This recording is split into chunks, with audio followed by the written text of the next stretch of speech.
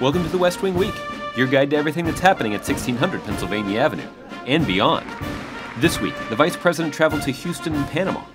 The President honored the legacy of John F. Kennedy, this year's Medal of Freedom winners, and Nobel Laureates. He also attended the Wall Street Journal's CEO Summit. It's November 15th to the 21st, or A Man, a Plan, a Canal, Panama.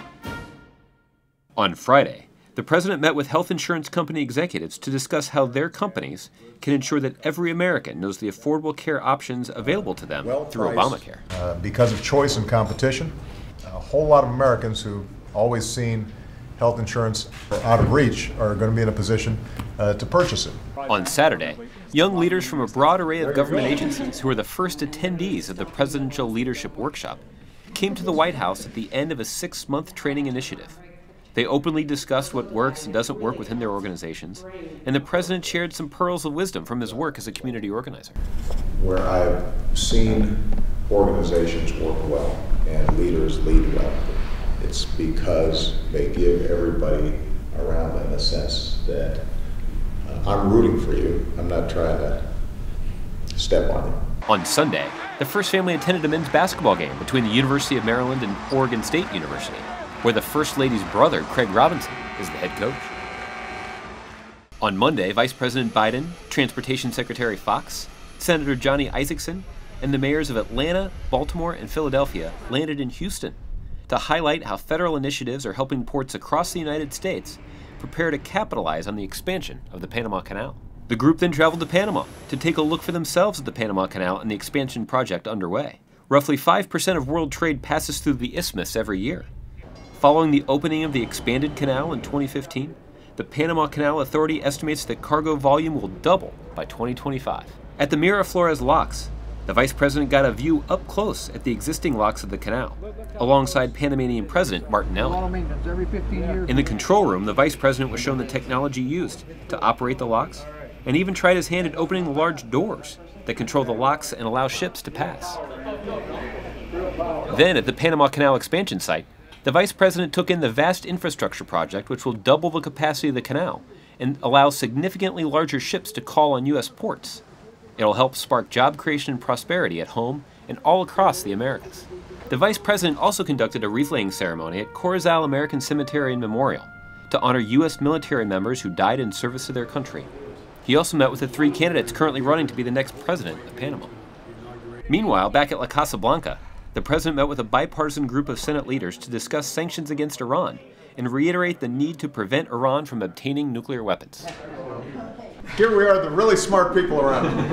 Come on in. Later that morning, the President invited Nobel Laureates to the Oval Office to applaud their contributions to science, medicine, and economics.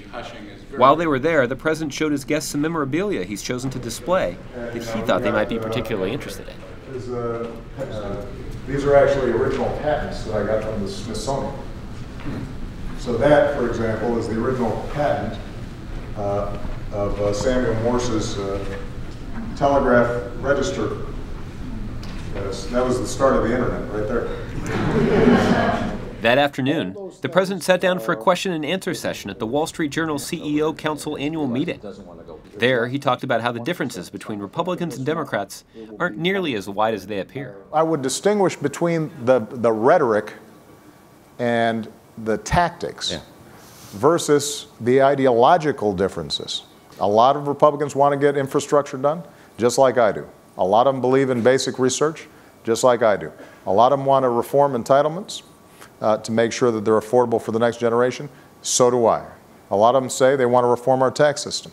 So do I. On Wednesday, the President awarded the Medal of Freedom, our nation's highest civilian honor, to 16 individuals who have made especially meritorious contributions to significant national and global endeavors. Then, the 42nd President and the 44th President and First Ladies paid tribute to President Kennedy, laying a wreath at the eternal flame honoring his memory at Arlington National Cemetery. On Thursday, the President made a statement on the filibuster in the White House briefing room. So, the vote today, I think, is an indication that a majority of senators believe, as I believe, that enough is enough. The American people's business is far too important to keep falling prey day after day to Washington politics. The President then visited with the Connect Ed Champions of Change to to congratulate them on their work bringing 21st century technology into classrooms.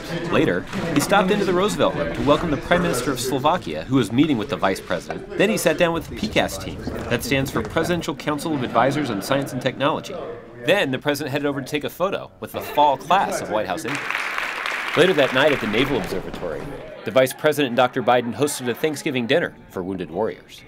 To find out more information on any of these topics or to see complete videos of these events, go to whitehouse.gov. And thanks again for checking out your West Wing Week. Now, why don't we get all the economists over here? Come on.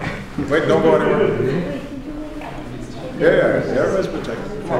Yeah. So everybody kind of slide in here. This is our group picture. Yes. Let's see if economists can organize themselves.